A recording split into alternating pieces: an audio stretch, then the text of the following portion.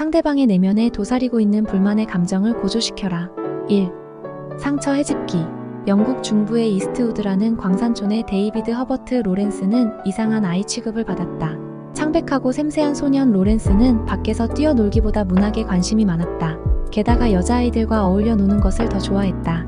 그러다 보니 그의 주변에는 남자친구보다 여자친구들이 더 많았다. 로렌스는 이웃인 체인버슨의 집을 자주 방문했다. 체인버스테가 아스트우드 외곽의 농가로 이사갈 때까지 그는 그 집 딸들과 함께 공부하곤 했다. 그 중에서도 특히 제시와 친하게 지냈다. 제시는 진지하고 수줍음이 많은 소녀였지만 그에게만은 자기 속마음을 털어놓았다. 어느새 둘은 친한 친구 사이로 발전했다. 1906년 어느 날 당시 21살이었던 로렌스는 제시와 함께 공부하기로 한 시간에 나타나지 않았다. 전에는 없던 일이었다. 그는 약속 시간보다 훨씬 늦게 나타났다. 거기다 평소와 달리 입을 꾹 다문 채 뭔가를 골똘히 생각하는 표정이었다. 그녀는 그의 그런 모습을 여태껏 본 적이 없었다. 이번에는 그녀가 그의 마음을 열 차례였다. 마침내 그가 입을 열었다.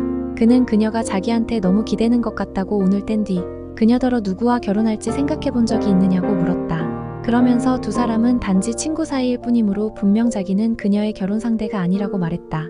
그러면서 자기 때문에 그녀가 다른 남자들을 만나지 못하는 것 같다고 했다.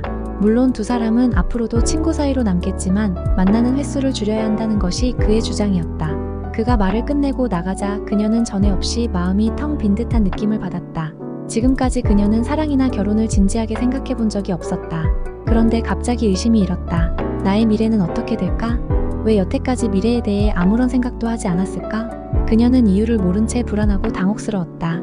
로렌스는 그 후에도 계속 제시를 찾아왔지만 분위기는 예전 같지 않았다. 그는 이런저런 이유를 들어 그녀를 비난했다. 그는 그녀더러 육체적인 것을 너무 무시한다면서 공격의 포문을 열었다. 결혼하면 어떤 아내가 되고 싶은지 생각해 본 적이 있느냐? 남자는 여자에게 대화 상대 이상을 원한다는 말을 하면서 그녀를 수녀같다고 했다. 두 사람은 서로 만나는 횟수가 뜸해지기 시작했다. 그러고 나서 얼마 후 로렌스는 런던 교외에 있는 한 학교로부터 교사로 일해달라는 제의를 받았다. 그녀는 그와 잠시 떨어져 있는 것도 나쁘지 않다고 생각했다. 하지만 그가 작별 인사를 고하며 이번이 마지막 만남일지도 모른다고 하자 그녀는 철퍼덕 주저앉아 눈물을 쏟고 말았다. 그 후 그는 그녀에게 매주 편지를 보내기 시작했다. 그는 자기가 만나는 여자들에 대해 얘기하면서 어쩌면 그 가운데 한 명과 결혼할지도 모른다고 썼다. 어느 날 제시는 그의 요청에 따라 런던으로 그를 만나러 갔다. 런던에서 다시 만난 두 사람은 옛날처럼 잘 지냈지만 이번에도 그는 미래운운하면서 옛 상처를 헤집으며 그녀를 괴롭혔다. 그는 크리스마스 휴가 때 이스트우드로 돌아와 제시를 방문했는데 뭔가 신나는 일이 있는 사람처럼 보였다. 그날 그는 뜻밖의 고백을 했다. 자신이 결혼하고 싶은 사람은 제시라고 하면서 줄곧 그녀에게 끌렸다는 것이었다. 하지만 결혼 발표는 잠시 미루자고 했다. 이 무렵 그는 작가로서 인정을 받기 시작했는데 더 많은 돈을 벌어야 한다는 것이었다. 갑작스러운 그의 고백에 마음이 풀린 제시는 행복감에 어쩔 줄 몰라 하며 모든 것에 동의했고 두 사람은 연인 사이가 되었다. 하지만 얼마 안가 예전의 패턴이 반복되었다. 그는 계속해서 제시를 나무랐다. 그러고 나서 헤어지면 다른 여자를 사귀고 있다고 선언했다. 하지만 그럴수록 그녀는 그에게서 벗어나지 못했다. 그녀가 마침내 두 번 다시는 그를 만나지 않겠다고 결심한 것은 1912년이었다. 그의 자전적 소설인 아들과 연인에서 그가 자신을 묘사한 부분에 마음이 상했기 때문이다. 하지만 그녀는 평생 로렌스를 잊지 못했다. 1913년 아이비 로라는 젊은 영국 여성이 로렌스의 소설을 읽고 그와 편지를 주고받기 시작했다. 그 무렵 로렌스는 아내와 함께 머물고 있는 이탈리아로 그녀를 초대했다. 그녀는 그가 바람둥이일지도 모른다고 생각했지만 그를 만나고픈 마음에 그의 초대를 흔쾌히 받아들였다. 로렌스는 그녀가 예상했던 것과는 많이 달랐다. 고음의 목소리에다 두 눈은 상대를 꿰뚫어보듯 날카로웠으며 어딘지 모르게 여성스러운 구석이 있었다. 곧이어 두 사람은 함께 산책을 나갔고 그 자리에서 로렌스는 로에게 속마음을 털어놓았다. 두 사람이 친구 사이로 발전하고 있다는 생각에 그녀는 무척 기뻤다. 하지만 그녀가 떠나기 바로 직전에 로렌스는 그녀가 너무 철저하다는 둥, 도대체 비집고 들어갈 틈이 없다는 둥, 인간미가 전혀 느껴지지 않는다는 둥 갑자기 그녀를 비난하기 시작했다. 그녀는 뜻하지 않은 공격에 마음의 상처를 받았지만 수긍할 수밖에 없었다. 그의 말이 사실이었기 때문이다. 그에게 비친 나의 첫인상은 어땠을까?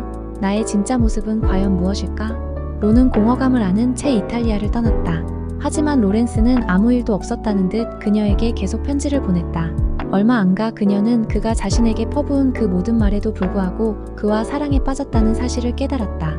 아니, 어쩌면 그랬기 때문에 그를 사랑하게 됐는지도 몰랐다. 1914년 작가 존 미들턴 머리는 평소 친하게 지내던 친구 로렌스부터 한 통의 편지를 받았다. 편지에서 로렌스는 소설가이기도 한 그의 아내 캐서린 맨스필드에게 너무 무뚝뚝하게 군다며 머리를 비난했다. 나중에 머리는 이렇게 썼다.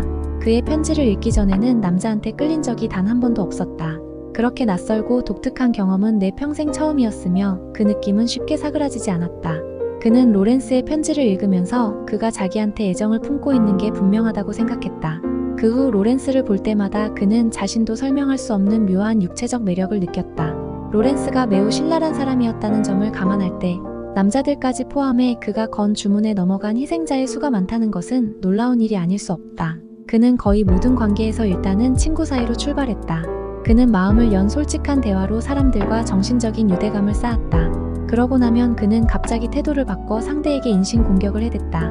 그는 상대를 아주 잘 파악했고 그 때문에 그의 지적은 상대의 심기를 흔들어 놓을 정도로 정확했다. 억지나 생트집을 잡는 것이 아니라 진실만을 말해야 한다. 그렇지 않으면 당신은 무식하고 싸가지 없는 놈으로 밖에 보이지 않을 것이다. 이것이 포인트다. 당연히 그의 희생자들은 혼란과 불안의 감정, 뭔가 잘못됐다는 느낌을 받을 수밖에 없었다. 자기가 정상이라는 생각에 회의가 든 순간 그들의 내면 깊숙한 곳에서는 갈등이 일기 시작했다. 마음 한편으로는 그가 왜 그렇게 나오는지 의아스러웠고 나아가 그의 행동이 부당해 보이기도 했지만 다른 한편으로는 구구절절 옳은 말 같았다. 그러고 나서 사람들이 자기 회의에 빠져 있으면 그는 편지를 보내거나 직접 방문해 자신의 매력을 과시했다. 그때부터 사람들은 그를 다르게 바라보기 시작했다.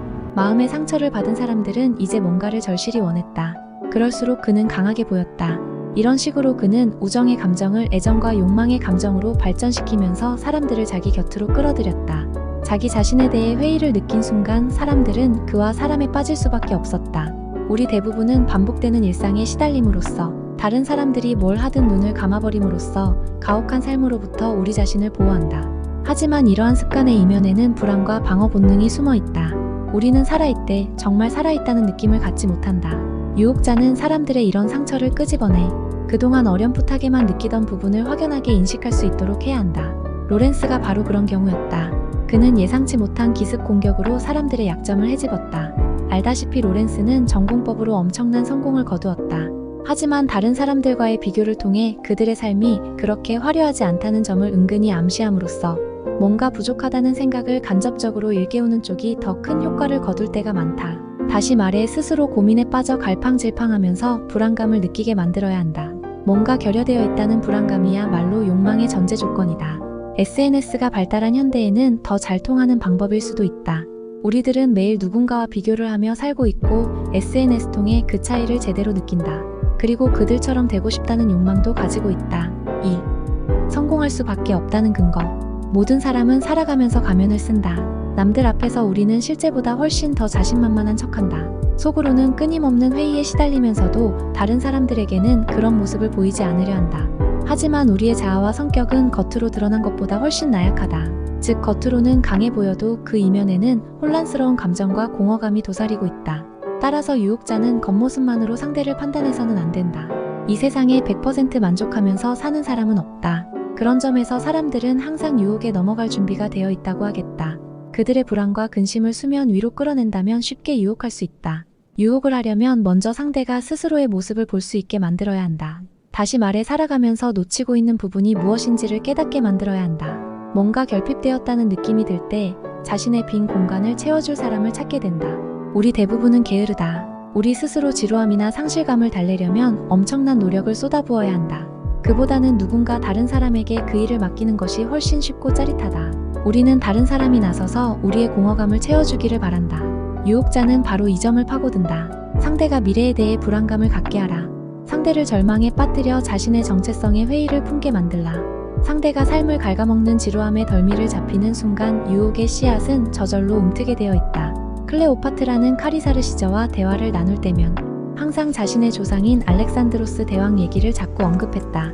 그녀는 알렉산드로스를 따를 만한 영웅은 아무도 없다고 말했다. 카이사르는 은연중에 열등감을 느끼지 않을 수 없었다. 그녀는 그의 내면에 숨어있는 불안감과 열등감을 건드렸고 거기에 넘어간 카이사르는 자신의 위대성을 입증하기 위해서라면 어떤 일도 마다하지 않을 태세였다. 이후 유혹은 일사천리로 진행되었다.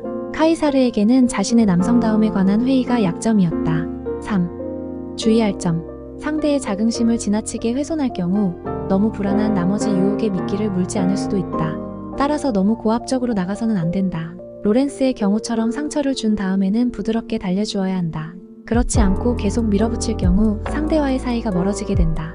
유혹만 하라고 이 전략을 말해주는 것은 아니다. 유혹을 할 때 써먹을 수도 있지만 유혹자의 유혹을 알고 어떠한 경우에도 호구짓을 하지 말라고 알려주는 것이다. 지피지기 백전불태라 마음에 새기면 어떠한 경우에도 손해가 없을 것이다. 오늘은 여기서 하도록 하겠습니다. 그럼 다음 시간에 봬요. 구독과 좋아요 눌러주시면 너무 감사하겠다는 마이너스.